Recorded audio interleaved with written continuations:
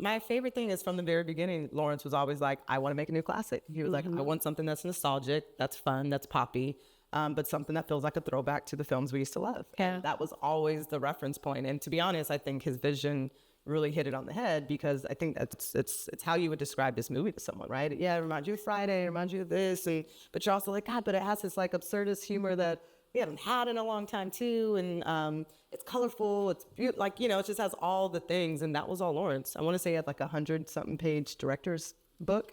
Yeah, he did. Yeah, when he came in, and when we started prep, like, yeah, this is so his vision.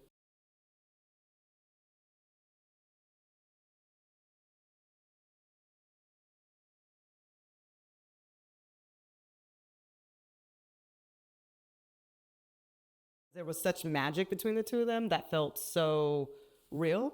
And I just remember us being like, that's kind of like the North Star. It was like, you want that, the way they captured this friendship in these Kim tests is how you wanted this movie to feel. And so you kind of just encouraged SZA to live in that, right? To not necessarily do anything crazy different than what she had already brought and showed us for this character. And talk about the gift of Kiki Palmer. And Man, such a she star. does not do one-line reading traditionally, and it's amazing. We call them Kikiisms. Kikiisms? She has a lot of Kikiisms. It's like, you're like, only Kiki can like flip a line like that and do it the way she does. It's so fun. I think she's so fun to watch. You told me you're gonna finish my hair this morning. Can you please go inside and we can handle this later? I'm so sorry. This is so ghetto. This is ghetto. Then what is this? Damn. Yeah, you see this girl? Unprofessional. You know what's professional?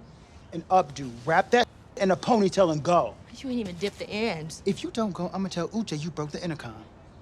I'm not joking with you, Drew. I Wow. have business to do.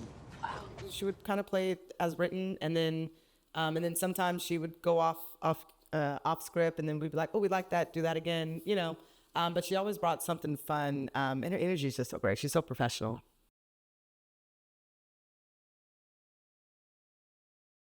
On a movie like this, it's like this role mattered so much, you know what I mean? Because again, limited budget, limited time.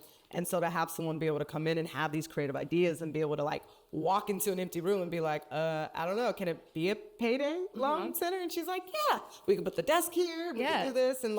And then you walk on set in the day and you're like, holy shit, I don't even know how your team did this. Me and Lawrence went down the rabbit hole. We were scouting locations we knew we weren't going to go in, and me and him were taking photos of the age and like the way in which the dirt on the light switches are.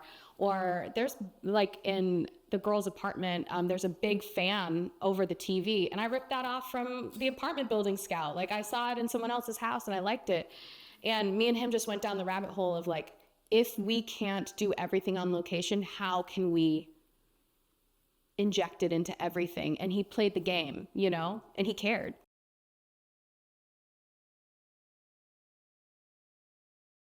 I thought about an AFI cycle film I did where we took one apartment and we turned it into 2 different apartments. And I was like, we should, to maximize our time on stage, we're already spending this money here, we should flip the set to be Bethany's apartment. It was modular, and we swapped out all these things. So the first day they shot the entire set dressed. Drew and Alyssa is when it's completely dressed. Then set deck came in and they gutted it between the 12-hour window between, the end of the night and the beginning of the next. So then it was the empty set, and all the walls were already primed and layered and ready to be lit on fire safe, all that stuff. And then after they shot the fire safe sequence, we had 12 hours. I think we finished at 10 p.m. that night, and construction finished at 5 a.m. Everyone came in and it looked so good. I shot a time lapse of it. I remember my on-set texted me like 3 hours into shooting, and he's like, Kiki just realized that this was the same set as yesterday. Her mind is blown. She wanted to give me you guys kudos. And I was like, thank you, Kiki. But it's incredible, it was great. right? Like it's like, what? And also saved a lot of money and a lot of time. And it worked. And it worked.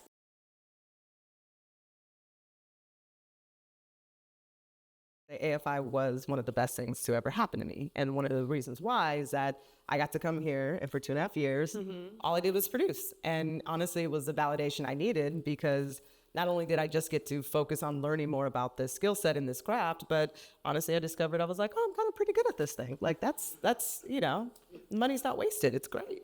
In the real world, we're always like, it's an AFI mafia out here, because you'll work on a set or be somewhere and you're just like, oh man, you're AFI.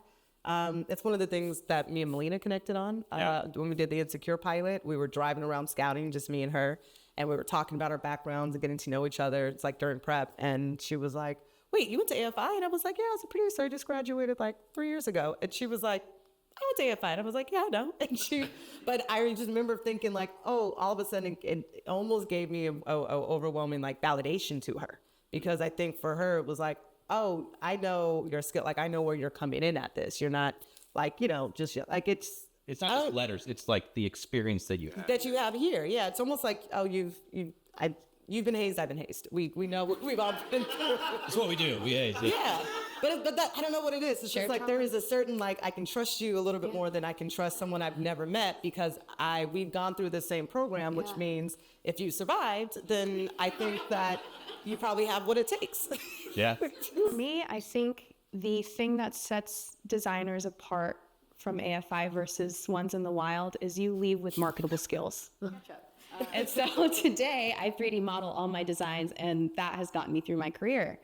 And all those programs are so useful. That, and every single person in this room stands a chance to get you a job.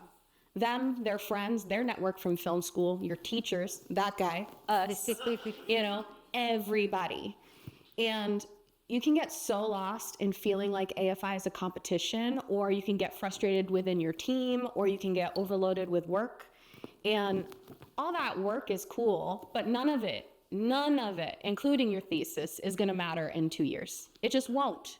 And what you're going to leave with 5, 10, 15, 20 years from now is the people you got to know. I remember the first time I met Deniese, and she was sitting on top of one of these chairs, and she was a little cutie, and she had her hair over here, and she wanted to be a producer. And we became buddies. We became buddies, and then we both had success in our own careers, and here we are today. I don't remember what movies we did in the cycle film. I don't remember what fights we probably had, but here we are today, and just take each other seriously, because you guys are the most important thing you're gonna get out of here, not the films you're making. Yeah, it's so true. I don't think I've even What seen. is that? That's not what I said.